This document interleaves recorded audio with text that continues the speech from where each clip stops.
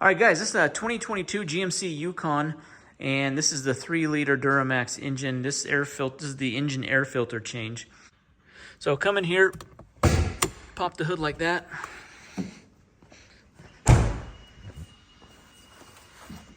Come under the hood.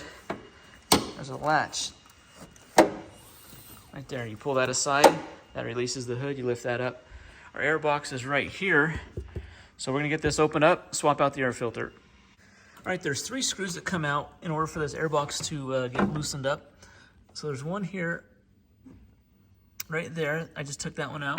There's one on the back here. You can see that little hole right there. There's a screw there. And there's one right underneath this wire loom right there. Just take those out. They're a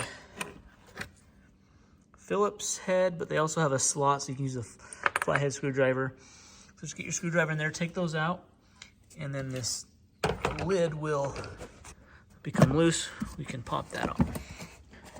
Pop that off. The screws are out. You want to push the lid forward because there's some tabs that click in here. So push this forward, and this will come up like this. All right, here's our old filter. This has about 25,000 miles on it, so it's really not that bad. I'm going to change it out anyways. It needs to be probably every 25,000 miles. If you're in dustier conditions, maybe sooner than that. Down here inside of the box, you see how there's some dirt, there's some leaves, twigs, things like that. I'm going to get my vacuum out. I'm going to vacuum that out because that's not going to come out unless you get it out of there. And you don't want that plugging up your new filter.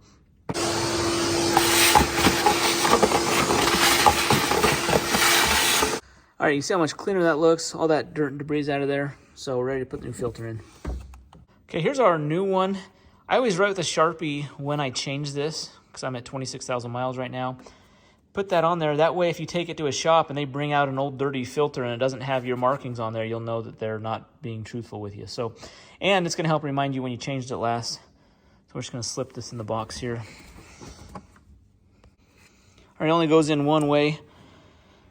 Just make sure it's fitting flush, it's not raised up, it's not caught on anything. Here are the tabs at the top of the box here. You see how there's these tabs right here? Those tabs go right into the front of the box. So we're going to set the lid down and then push it forward. All right, you want to make sure this wire loom doesn't get caught underneath. So just kind of move this out of the way like that.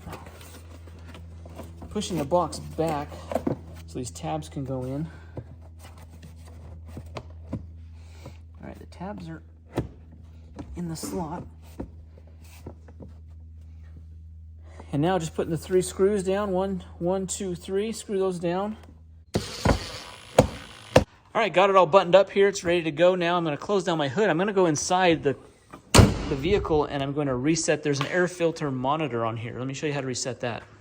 All right, just got in. I started the engine. I'm using this scroll wheel here to scroll through my options, my menu options. And I'm going to scroll all the way down to air filter life. I'm at 43% right now. That's actually, if you can see here, I have 26,000 miles on the vehicle. This is the first time replacing that, so it still had some life in it, but there is a nice monitor here. So I push this button in. It asks to reset. Are you sure you want to reset? You want to scroll over to yes. So I'm on yes, and then I'm going to hit the, push that button in again here. 100%. All right, guys, thanks for watching the video. Don't pay a shop to do this. You can do this yourself very easy. I did this in 10 minutes, and that was with recording this. So buy the filter on Amazon, the OEM one.